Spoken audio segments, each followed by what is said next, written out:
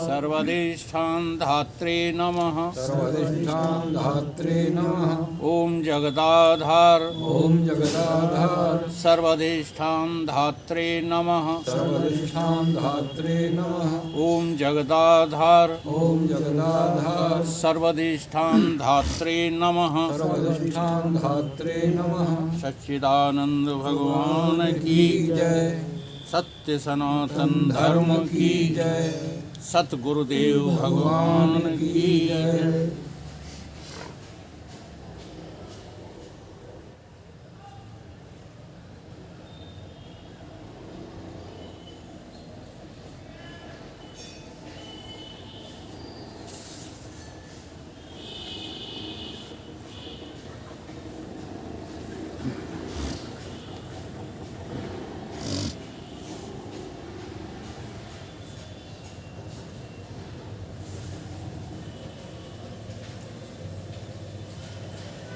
हे देवी, जब इस प्रकार राजा ने मुझसे कहा तब मैं विमान और अप्सरा आदि सबको लेकर स्वर्ग को गया और संपूर्ण वृतांत इंद्र से कहा। इंद्र बहुत प्रसन्न हुआ और सुंदर वाणी से मुझसे बोला कि हे दूत, तुम फिर जहाँ राजा है वहाँ जाओ। वह संसार से उपराम हुआ है, उसको अब आत्म पद की इच्छा हुई है, इसलिए तुम उसको अपने साथ वाल्मीकि जी के पास, जिसने आत्म तत्व को साक्षात्कार जाना है, आत्माकार जाना है, ले जाकर मेरा ये संदेशा देना कि हे महर्षि, इस राजा को तत्वबोध का उपदेश करना, क्योंकि ये बोध का अधिकारी है। इसको स्वर्ग तथा और पदार्थों की भी इच्छा नहीं है, इससे तुम इसको तत्वबोध का उपदेश करो और यह तत्वबोध को पाकर संसार दुख से मुक्त हो। हे सुभद्रे, जब इस प्रकार देवराज ने मुझसे कहा तब मैं वहाँ से चलकर राजा के निकट आया और उससे कहा कि हे राजन, तुम संसार समुद्र से मोक्ष होने के निमित्त वाल्मीकि जी के पास चलो, वे तुमको उपदेश करेंगे। उसको साथ लेकर के मैं वाल्मीकि जी के स्थान पर आया और उस स्थान में राजा को बैठा और प्रणाम कर इंद्र का संदेशा दिया। तब वाल्मीकि जी ने कहा कि हे राजन, कुशल तो है? राजा बोले कि हे भगवान, आप परम तत्व और वेदांत जानने वालों में श्रेष्ठ हैं। मैं आपके दर्शन करके कृतार्थ हुआ और अब मुझको कुशलता पूर्व प्राप्त हुई है। मैं आपसे पूछता हूँ, कृपा करके उत्तर दीजिए कि संसार बंधन से मुक्ति कैसे हो। अब इस कथा में एक बात कही गई है कि वेदांत विद्या बिना अधिकार के प्राप्त नहीं हो सकती, इसलिए हमको इस विद्या का अधिकारी होना बहुत ज़रूरी है। तो इस विद्या का अधिकारी कौन है? विचार सागर में आप लोगों को सुनाया जा चुका है कि जिसने व्यवहारिकता छोड़ दी है, बिल्कुल मन में जिसके व्यवहारिकता रही नहीं। देखो, एक होता है व्यवहार दिखना और एक होता है व्यवहार में रुचि लेना। भोला बाबा कहते हैं, व्यवहार सच्चा जानते। अब अपने हृदय को टटोला करो।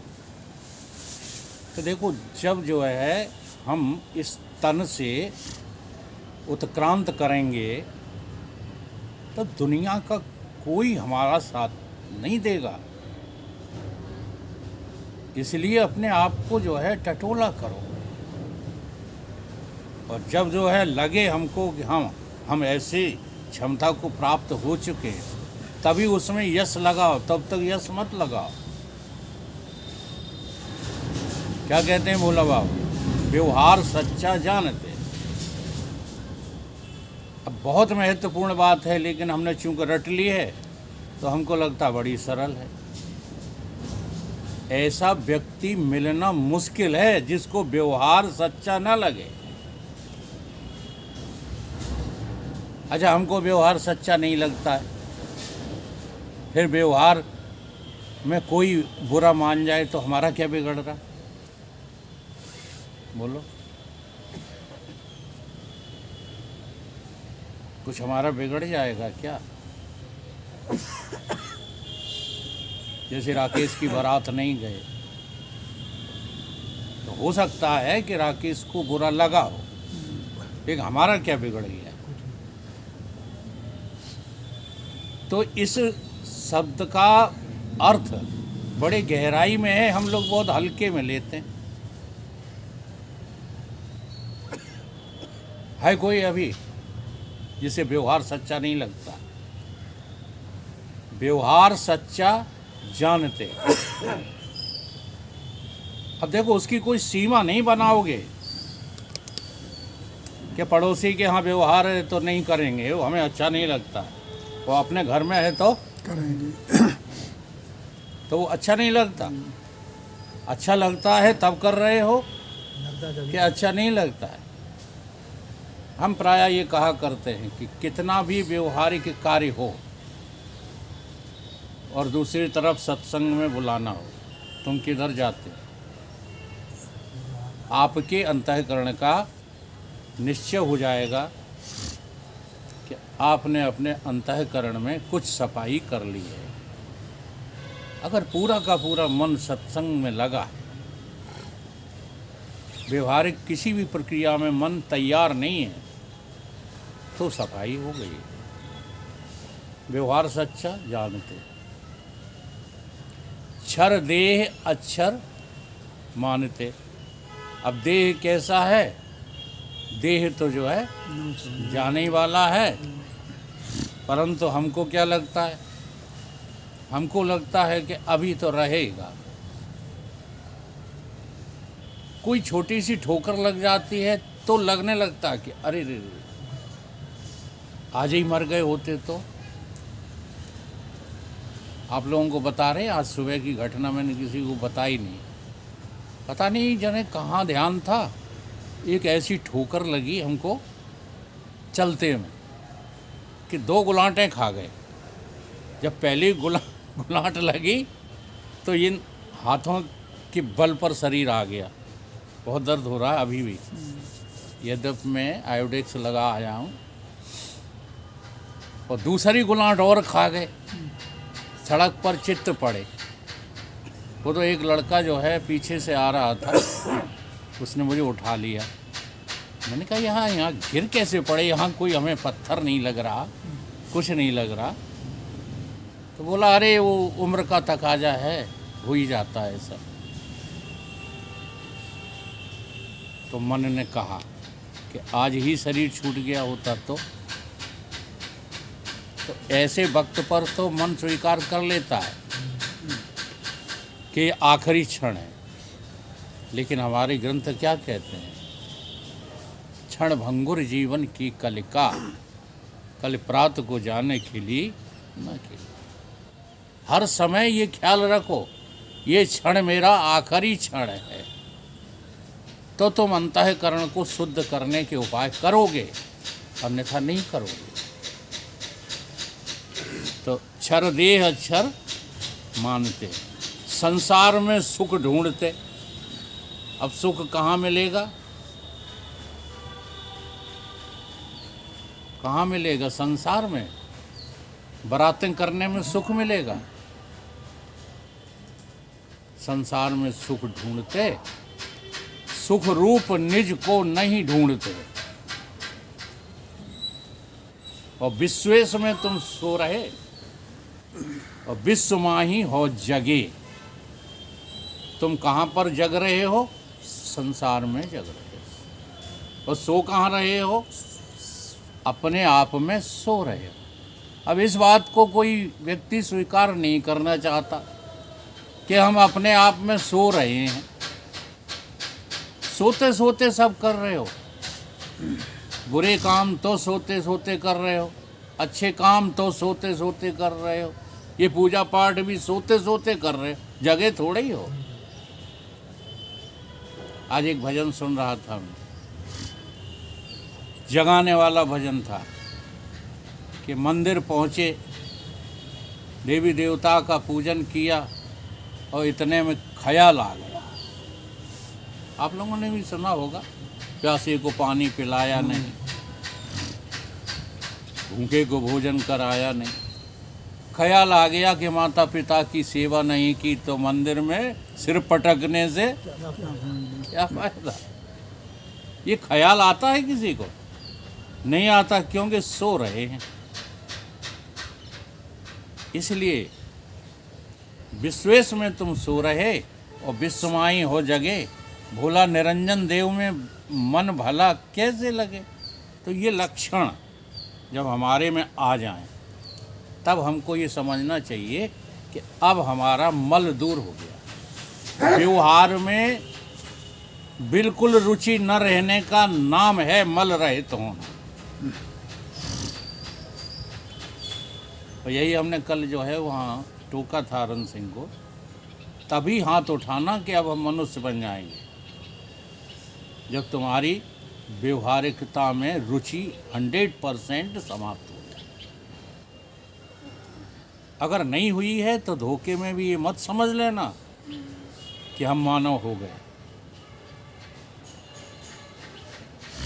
अच्छा हो या बुरा हो, ये भ्रांति है लोगों को कि हम व्यवहार कर लेते हैं तो हम मनुष्य हो गए। व्यवहार अच्छा कर लेने का नाम मानवता नहीं है। मानवता इस बात में है कि जब तुम इस व्यवहार से बिल्कुल वैराग्य को प्राप्त हो जाओ तो तुम मानव हो गए। मानव का जन्म ही इसीलिए मिला। मानव के जन्म का और कोई दूसरा प्रयोजन है ही नहीं। तो यहाँ प्रश्न खड़ा हुआ कि बंधन से जो है मुक्ति कैसे हो, तो उसके लिए जो है हमको अधिकारी होना चाहिए। ये विश्वेश और विश्व दो शब्द का है विश्वेश आत्मा, हाँ, विश्वेश माने आत्मा ही है, विश्व परमात्मा। विश्वेश में तुम सो रहे। विश्वेश का मतलब होता है जो विश्व का ईश्वर है। विश्व का जो ईश्वर है, जो सबका स्वामी है, उसमें हमारी जो है निद्रा भंग नहीं हो रही, हम सो रहे। विश्व और विश्व तो व्यवहार है, सारा जगत जो दिखता है सो विश्व है। ये जो ब्रह्मांड है ये सब विश्व ही तो है। विश्व का अर्थ क्या लगाए बैठे? वहाँ पर एक प्रश्न बन रहा था। बोलो। विश्व में विश्वमाही हो जगे, फिर मोह निशा सब शोभा नहारा, वो किसके लिए कहा? इसी के लिए कहा, आत्मा के लिए, जिसमें सो रहे हो। ये जो विश्व है ये मोह के कारण से ही तो है लगता है। अगर मोह दूर हो जाए, मोह निवृत्ति हो जाए तो विश्व है कहाँ? किसका नाम विश्व है? बेबसी का नाम ही तो विश्व है। नहीं, विश्व है कहाँ? इसके छंद के अनुसार जी विश्वमाही हो जगे, तो अब विश्व जैसा है वैसा कहाँ दिख रहा है, तो जगे कहाँ पे? नहीं, आप उसका अर्थ गलत लगा रहे हो। यहाँ ये कहा जा रहा है कि जो चीज़ है, एक है और एक है नहीं है, तो तुम नहीं है को जब है समझ बैठे हो तो वहाँ पर जगे हो। आप कहाँ जग रहे हो? है नहीं, उसको है समझ रहा, उसको है समझ रहे हो तो वहीं तो जग रहे हो। और जो है उसको है ही नहीं समझ रहे तो वहाँ सो रहे हो। और इसका तो जो है आप प्रतिदिन के अभ्यास में जो वेदांतिक लोग हैं अनुभव करें। अगर ये जागृत होता तो स्वप्न में बना रहता। अब स्वप्न में जागृत नहीं है, ठीक है, और स्वप्न अगर होता तो सुसुप्ति में बना रहता। और सुसुप्ति यदि होती तो चलते चलते हम जो है आनंद में रहते। जैसा आनंद सुषुप्ति में था ऐसा आनंद जागृत में कभी मिलता है? नहीं। तो एक दूसरे के ये अभाव को सिद्ध करती है। करते हैं कि नहीं करते? और तीनों का अभाव होता है, ये बात सिद्ध कौन कर रहा है? जो ये बात सिद्ध कर रहा है कि ये तीनों हैं ही नहीं, असल में है वही, उसी का नाम है विश्वेश और इसका नाम है विश्व। तो विश्व में हम जग रहे हैं और विश्वेश में सो रहे हैं। इसको सत्य मान रहा है, ये इसीलिए जगना काम है। इसी को और जगना क्या है? जासु सत्यता तय जड़ माया भास सित भास सत्य एवं मोह सत्य इव अज्ञान सहाया। इसमें जो है मोह सहायक है। और मोह क्या है? मोह क्या है? अंतर में जिसको अज्ञान कहा है, बहिर्मुखता में उसी का नाम मोह है। मोह कोई और दूसरी चीज़ थोड़ी है। आत्मा के अज्ञान के परिणाम स्वरूप जो क्रियाएं होती हैं वो सब मोह क्रियाएं हैं। मोह सकल व्याधन कर मूला। अब मूल क्या है? मूल तो अज्ञान ही है। बैठ जाइए आप, बैठ जा महाराज, हवा लग रही का? बैठ जाओ। वहीं बैठ जाओ जहाँ बैठना वहाँ बैठ जाओ। बैठ के सुनिए। हैं?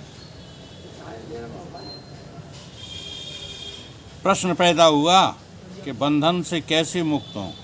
इतना सुनकर वाल्मीकि जी बोले कि हे राजन, महारामायण औषध तुमसे कहता हूँ, उसको सुन के उसका तात्पर्य हृदय में धारने का यत्न करना।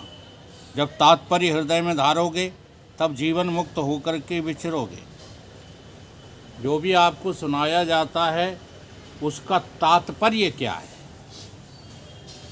ये बात हमको आ गई, ये ज्ञान नहीं है। अपने गुरुदेव महाराज है ना योग पुरुष जी, यही तो कहते हैं कि तुमको ये बात सुन कर के और बोलना आ गई। क्या? आकाश एक ही है, अलग अलग उपाधियों से घटाकाश मठाकाश होता है। ऐसे ही आत्मा चेतन एक ही है। देह की उपाधियों से ये बड़ा छोटा, अविद्या और माया की उपाधि से जीव और ईश्वर कहलाता है।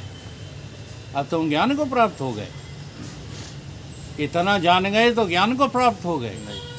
नहीं हुए। ये तो केवल तुमने जो है तात्पर्य रहित वाक्यों को रट लिया है। तात्पर्य कहाँ जाना? अगर आपको अविद्या और माया की उपाधि का पता लग जाए तो बताओ, दुनिया में रुचि रहेगी? विश्व में रुचि रहेगी? पता नहीं है, बोले जा रहे हो। तो सही पता लगने का तात्पर्य यही है। हम एक बहुत मोटा उदाहरण दिया करते हैं। कटोरे में दूध रखा है, सर्प ने जो है मुंह डाल दिया, तुमने देख लिया, पियोगे? नहीं, बोलो। नहीं किया। तो रोज कहते रहते हो संसार विष है। संसार क्या है? फिर भी संसार को पालन करते रहते हो, विष का पान करते रहते हो। तो जानकर करते हो हैं? जाने ये ज्ञान का विषय नहीं है। ये तो अज्ञान जन्य लोग ही ऐसी बात करते रहते हैं कि माया ने किसी को नहीं छोड़ा, माया किसी को नहीं बख्शती। अरे ज्ञानी की दृष्टि में माया है कहाँ? तो ये जो शब्द सीख लिया है कि माँ माने नहीं, या माने जो, जो नहीं है सो माया। अच्छा, लगता है आपको नहीं है? तो इन ग्रंथों का अध्ययन श्रवण क्यों किया जाता है? केवल दूसरों को बेवकूफ़ बनाने के लिए नहीं किया जाता। इसको अमल में लाओ जल्दी से जल्दी, अगर कल्याण हो चाहते हो तो। उन्हें तो देख लो ना, आज की तरह बजाय हाथों के सिर के बल गिरे होते तो फिर यहाँ बैठ के सत्संग हो रहा होता। तैयारियां कर रहे होते सजाने की। सो जाओ, समय बर्बाद मत करो, समय का सदुपयोग समझो। क्या मिला है अब तक व्यवहार में? कुछ मिला है? जो हम व्यवहार में ही आमादा बने रहते हैं। फिर जीवन मुक्त होकर विचरोगे। हे राजन, वह वशिष्ठ जी और रामचंद्र जी का संवाद है और उसमें मोक्ष का ही उपाय कहा है। उसको सुनकर जैसे रामचंद्र जी अपने स्वभाव में स्थित हुए और जीवन मुक्त होकर विचरे हैं, वैसे ही तुम भी विचरोगे। योग वशिष्ठ को सुनने के बाद ही राम जी को आत्मबोध हुआ था। राजा बोले कि हे भगवान, रामचंद्र जी कौन थे, कैसे थे और कैसे होकर विचरे, सो कृपा करके कहो। वाल्मीकि जी बोले, हे राजन, साप के वश से सच्चिदानंद विष्णु ने, जो अद्वैत ज्ञान से संपन्न हैं, अज्ञान को अंगीकार करके मनुष्य का शरीर धारण किया। ये जो श्राप वाली कथा है ये बहुत विस्तार से है, यहाँ पर उसका भी विस्तार नहीं लिया है तो मैं नहीं लेता हूँ। इतना बता देता हूँ कि विष्णु नाम व्यापकता का है और उनके दोस्त जो है सदैव पार्षद साथ में रहते हैं, उनके गेट पे ही खड़े रहते हैं, जय और विजय। ये जय और विजय ही कौन है? भ्रम और अज्ञान। और व्यापक तत्व क्या है? आत्मा। तुम कौन हो? आत्मा। और आत्मा के गेट पर ही ये दोनों खड़े रहते हैं। कौन?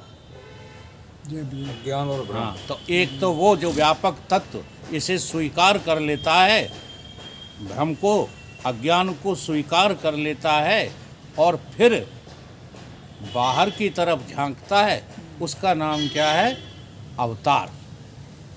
उसका नाम अवतार है। और जो स्वीकार नहीं करता है उसका नाम जन्म और मृत्यु। और ये खेल है व्यापक तत्व का और कुछ नहीं। तुम नहीं जानते इसलिए बार बार जन्मते हो, मरते हो, दुखी रहते हो, सुखी रहते हो। और जो जानता है वो व्यापक तत्व विष्णु न कभी जन्मता है, न कभी मरता है, न सुखी होता है, न दुखी होता है। उसने अंगीकार किया, उसने आरोप को स्वीकार किया है। हम आरोप को स्वीकार नहीं करते, हम तो कहते सत्य है ये। तुम्हारा परिवार सत्य है कि आरोपित है? सत्य नहीं, आरोपित है। लगता है ऐसा? लगता नहीं। सत्य लगता है। लग जाए बस उसी का नाम ज्ञान। जो अद्वैत ज्ञान से संपन्न है, अज्ञान को अंगीकार करके मनुष्य का शरीर धारण किया। इतना सुन राजा ने पूछा, भगवान चिदानंद हरि को शाप किस कारण से हुआ और किसने दिया, सो कहो। वाल्मीकि जी बोले, राजन, एक काल में सनत कुमार जो निष्काम और ब्रह्मपुरी में बैठे थे, त्रिलोक के पति विष्णु भगवान भी वैकुंठ से उतरकर ब्रह्मपुरी में आए। तब ब्रह्मा सहित सर्व सभा उठकर खड़ी हो गई और श्री भगवान का पूजन किया, पर सनत कुमार ने पूजन नहीं किया।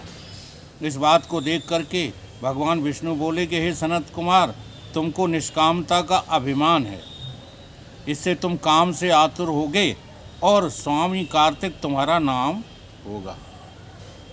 सनत कुमार बोले कि हे विष्णु, सर्वज्ञता का अभिमान तुमको भी है, इसलिए कुछ काल के लिए तुम्हारी सर्वज्ञता निवृत्त होकर अज्ञानता प्राप्त होगी। हे राजन, एक तो ये शाप हुआ, दूसरा एक और भी शाप सुनो। एक काल में भृगु की स्त्री जाती रही थी, उसके वियोग से वह ऋषि क्रोधित हुआ था। उसको देखकर विष्णु हंसे। तब भृगु ब्राह्मण ने शाप दिया कि हे विष्णु, मेरी तुमने हंसी की है, सो मेरी तरह तुम भी स्त्री के वियोग में आतुर रहोगे। ये दो श्राप के कारण से भगवान विष्णु को राम का अवतार लेना पड़ा। मेरी तुमने हंसी की है, सो मेरी नाई तुम भी स्त्री के वियोग में आतुर रहोगे। और एक दिवस देव शर्मा ब्राह्मण ने नरसिंह भगवान को शाप दिया था, सो भी सुनिए। एक दिन नरसिंह भगवान गंगा के तीर पर गए और वहाँ देव शर्मा ब्राह्मण की स्त्री को देखकर नरसिंह जी ने भयानक रूप दिखाकर हंसे। निदान उनको देखकर ऋषि की स्त्री ने भय पाकर प्राण छोड़ दिए। तब देव शर्मा ने श्राप दिया कि तुमने मेरी स्त्री का वियोग किया है, इससे तुम भी स्त्री का वियोग प्राप्त करोगे। ये दूसरा श्राप। हे राजन, अच्छा, श्राप का मतलब क्या होता है? श्राप का मतलब क्या होता है?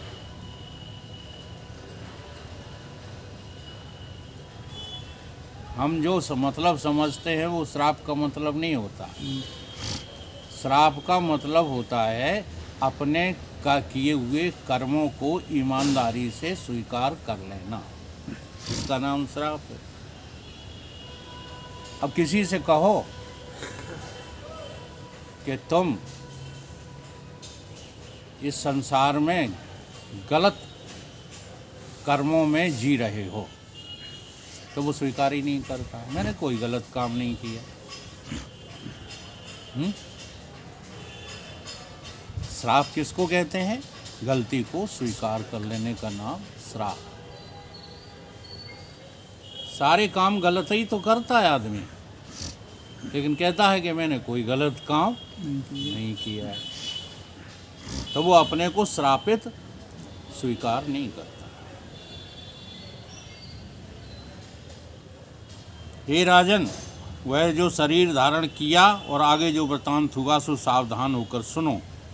अनुभवात्मक मेरा आत्मा जो त्रिलोकी अर्थात स्वर्ग मृत्यु पाताल का प्रकाश करता और भीतर बाहर आत्म तत्व से पूर्ण उस सर्वात्मा को नमस्कार है। हे राजन, यह शास्त्र जो आरंभ किया इसका विषय, प्रयोजन,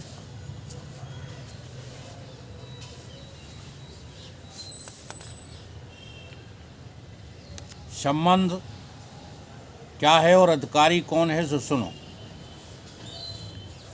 कोई सा भी वेदांत ग्रंथ हो, अनुबंध चतुष्टय के बिना जो है प्रारंभ ही नहीं होता। विषय क्या है इसका, प्रयोजन क्या है, संबंध क्या है और अधिकार किसको है। यह शास्त्र सत्य चित आनंद रूप अचिंत चिन्मात्र आत्मा को जताता है। यह तो इसका विषय है। योग वशिष्ठ का विषय क्या है कि सच्चिदानंद स्वरूप आत्मा को ये जनवाता है, ये इसका विषय है। परमानंद आत्मा की प्राप्ति और अनात्म अभिमान दुख की निवृत्ति, ये इसका प्रयोजन है। ये कई बात हुई कि नहीं? और ब्रह्म विद्या और मोक्ष उपाय से आत्मपद प्रतिपादन, ये इसका संबंध है। जिसको ये निश्चय है कि मैं अद्वैत ब्रह्म अनात्म देह से बांधा हुआ सो किसी प्रकार छूटूं, वह न अति ज्ञानवान है न मूर्ख है। ऐसा विकृत आत्मा यहाँ अधिकारी है। अधिकारी कौन होता है? अच्छा, जो ज्ञानी है वो क्यों अधिकारी होगा? और जो पूर्णतः अज्ञानी है वो क्यों अधिकारी होगा? जैसे पूर्णतः अज्ञानी वृक्ष है, ये पीपल भी सुन रहा होगा, लेकिन अब क्या बताएं, जो बहुत ज्ञानी हो जाते हैं ना, जिनको असल में हम लोग ज्ञानी कहने लगते हैं, परमहंस हैं वो तो जब कथा करते हैं तो पीपरा भी कथा सुनता है, हाँ, पत्थर ईंटें भी कथा सुनते हैं। ये बेवकूफ़ी वाली बातें जाने क्यों करते रहते हैं लोग, और दिखाते क्या है कि हम परमहंस हैं, और हम लोग भी उन्हीं को ज़्यादा परमहंस मानते हैं। ऐसी स्थिति नहीं। जो अत्यांतिक अज्ञानी है वो इसके अधिकारी नहीं हो सकते। इसलिए 84 लाख योनियों में कोई भी इसका अधिकारी नहीं है, और आप भी यदि इसके अधिकारी नहीं हो तो आप भी उसी 84 में से एक हो, मनुष्य नहीं हो। रन सिंह, ध्यान दो इस बात पर। मनुष्य हुए बिना अगला जन्म मनुष्य का नहीं मिलेगा, ध्यान दो। अभी हम मनुष्य नहीं हैं। पूरा विश्वास है तुम मनुष्य हो, आहार, निद्रा, भय, मैथुन, इन 4 में से किसी में भी आपको कोई इंटरेस्ट नहीं रहा। इंटरेस्ट नहीं रहा का मतलब जानते हो? आसक्ति नहीं रही। चलो बुढ़े हो गए हो,